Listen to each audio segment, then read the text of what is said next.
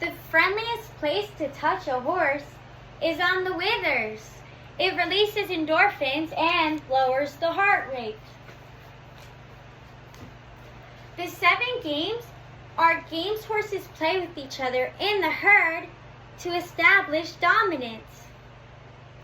There are 4 areas that you could play the 7 games. The first one is on line, which would be on the ground with a rope. The second one would be at liberty, on the ground without a rope. And the third one would be riding on a loose rein or bridleless. And the fourth one is riding with contact. The first 3 games are principal games. The first game is called the friendly game. This is about confidence building with your horse. The second game is the porcupine game. This is yielding from steady pressure, the feel. The third game is the driving game.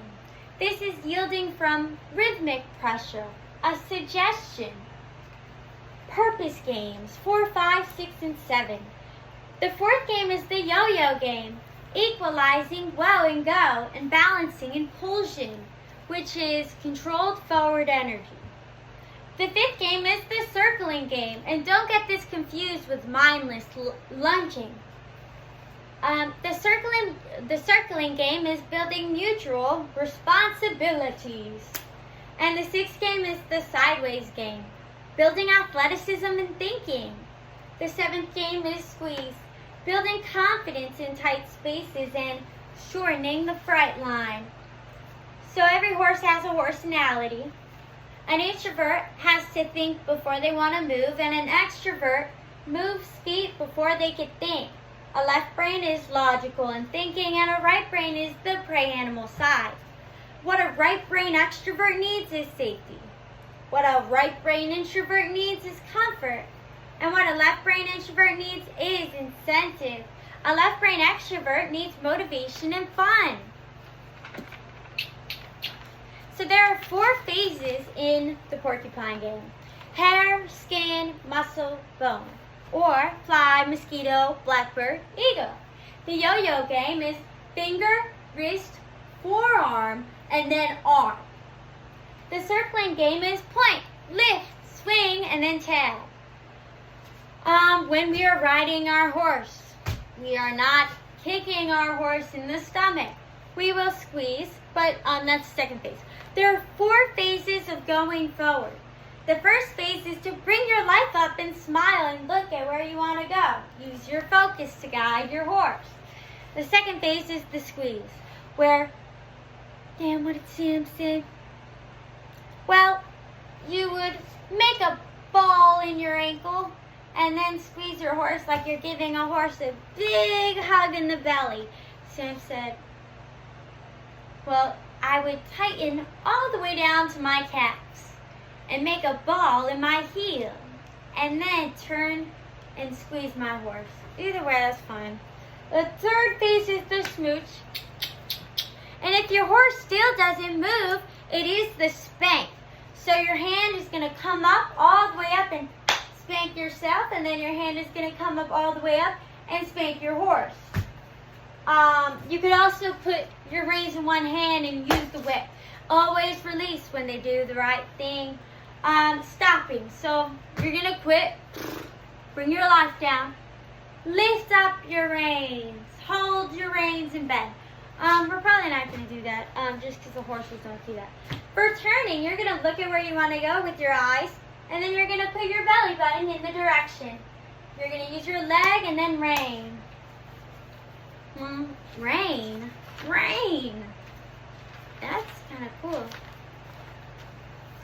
A horse needs safety, safe from predators, comfort, sensitive to irritation and play. Horses respect calm, patient teachers. Stop when it's good and end on a good note. Consider the horse's point of view. Don't correct or punish. Just calmly repeat your request.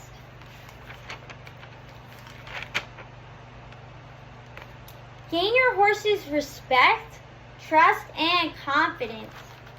Approach retreat for confidence And things that go away from a horse makes them curious. Things that go towards a horse makes them skeptical.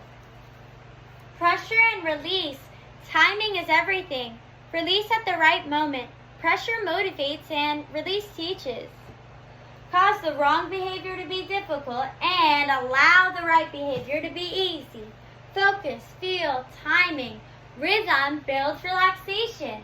Get a right brain horse to go left brain by either one rein stopping him or moving him sideways or backing him up.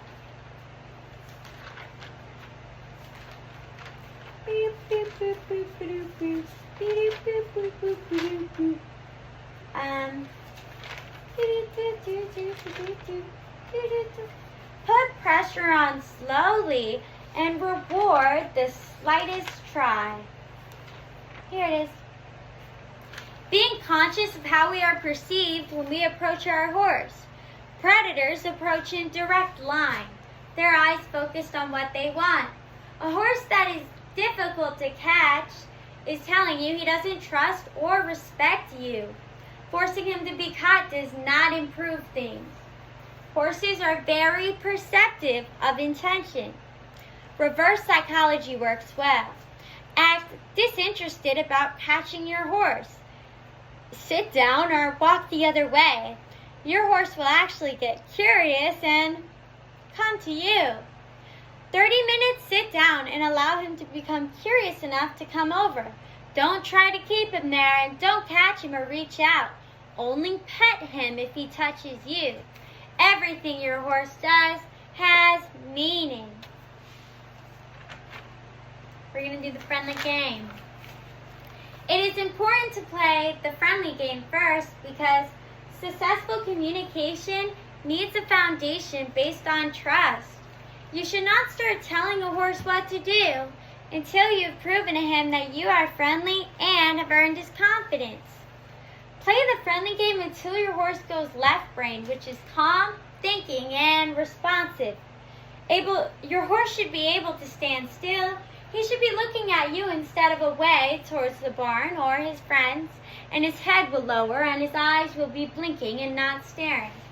A horse that is gentle trustingly allows himself to be touched all over, under the tail, flank, and in his mouth, without tensing or flattening his ears.